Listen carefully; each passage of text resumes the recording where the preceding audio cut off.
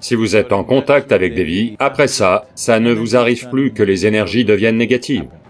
De telles choses n'auront aucune influence sur une personne qui est vraiment méditative. Plus vous êtes mentalement, émotionnellement distrait et déconcentré, plus vous êtes sensible à ces forces.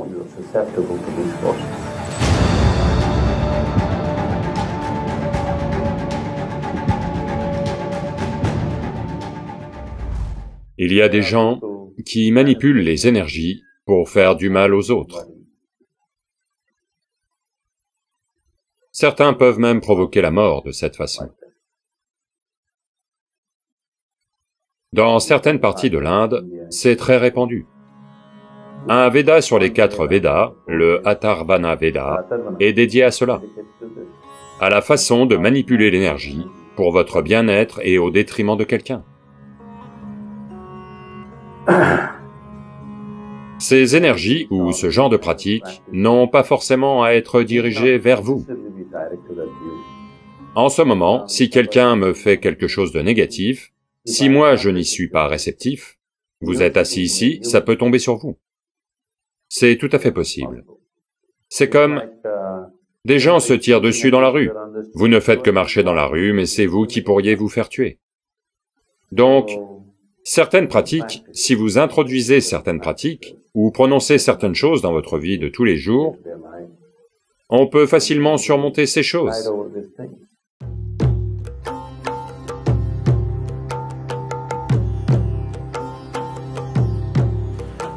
Le Rudraksh, en tant que graine, cet arbre pousse principalement à une certaine altitude, entre 2000 et 3500 mètres, est l'altitude où le Rudraksh pousse dans la région de l'Himalaya. Et ces vibrations sont tout à fait uniques. Donc une personne qui voyage constamment porte un Rudraksh afin d'avoir un cocon de sa propre énergie, pour que les énergies extérieures ne le perturbent pas. Il a un... on appelle ça un kavacha. Vous savez ce qu'est un kavacha? C'est plus comme un cocon. C'est un cocon de vos propres énergies. Où que vous alliez, vous avez votre chambre privée avec vous. Elle voyage avec vous où que vous alliez. Pour les personnes qui sont dans des contextes familiaux et sociaux, la meilleure chose à porter, c'est toujours le Rudraksh à 5 faces. Le mieux, c'est qu'il vous soit donné par quelqu'un qui sait ce que c'est. Juste l'acheter dans une boutique quelconque et le porter n'est pas une bonne chose. Normalement, le Rudraksh que vous trouvez ici vient toujours de... Il y a des familles qui s'occupent des Rudraksh depuis des milliers d'années, la même famille. Elle considère ça comme un devoir sacré. Ce n'est pas juste un business pour elle. Il y a une autre graine appelée Bhadraksh, qui pousse en abondance dans les plaines du nord de l'Inde, qui est une graine toxique, qui a exactement la même apparence. Et en particulier pour les touristes occidentaux en Inde, maintenant on fait de très jolis Rudraksh en plastique, qui sont très beaux, plus beaux que ça. Mais c'est un Rudraksh en plastique, ok? Donc, le mieux, c'est toujours de se fournir auprès d'une source connue. Autrement, il y aura toutes sortes de choses. Je vois aujourd'hui beaucoup de... c'est... par manque de mots, je dis... ces gens du genre New Age.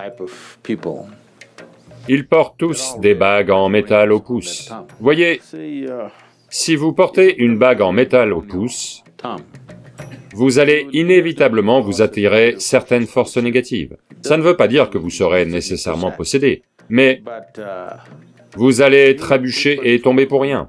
Toutes sortes de choses vont arriver. Tout tourne mal. Des choses simples. Je ne sais pas si vous avez rencontré des gens ou si vous avez été l'un d'eux à un moment, où quand les choses commencent à mal tourner, elles tournent mal en série. Des chutes en série. Pas une ou deux, simplement ça ne s'arrête pas. Tout tourne mal. Des petites choses aux grandes choses. Simplement parce que ils auront attiré certaines dimensions d'énergie qui ne sont pas propices pour faire quoi que ce soit dans le monde, mais qui peuvent être propices pour faire autre chose. Seuls ceux qui veulent faire des pratiques occultes devraient porter une bague au pouce. Mais aujourd'hui, soit par ignorance, soit par mode, une fois que vous mettez du métal sur votre pouce, vous invitez cela.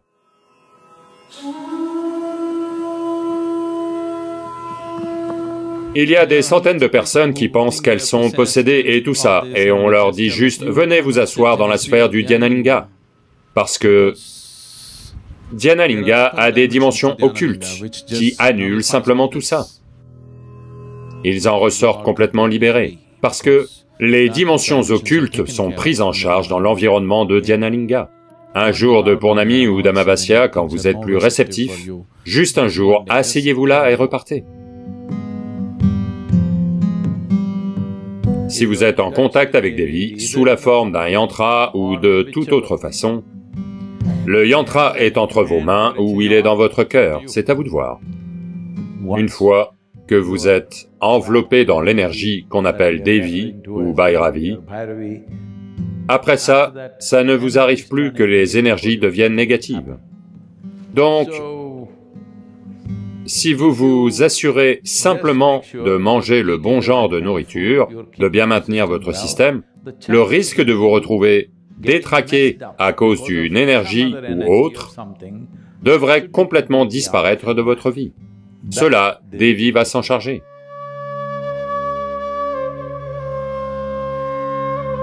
Si vous êtes vraiment méditatif, ne vous préoccupez même pas de l'occulte. Ces choses n'auront aucune influence sur une personne qui est vraiment méditative. Si vous n'avez pas... Si vous connaissez au moins un peu de silence en vous, au moins quelques instants de silence en vous dans une journée, ne vous préoccupez pas de l'occulte. De telles choses ne peuvent pas avoir d'impact sur quelqu'un qui connaît l'immobilité de son être intérieur. Quelqu'un a dit, « L'homme n'est malade que parce qu'il ne sait pas être immobile. » C'est parfaitement correct. C'est parfaitement vrai. Toutes les maladies sont arrivées parce qu'ils ne savent pas être immobiles. En particulier, celles qui affectent votre mental, en particulier, celles provoquées par d'autres influences. Ces choses ne sont possibles que parce qu'il n'y a pas d'immobilité. Donc, maintenant, avec le processus de la méditation, vous introduisez cette immobilité dans votre vie. Si vous êtes immobile, vous ne serez pas malade.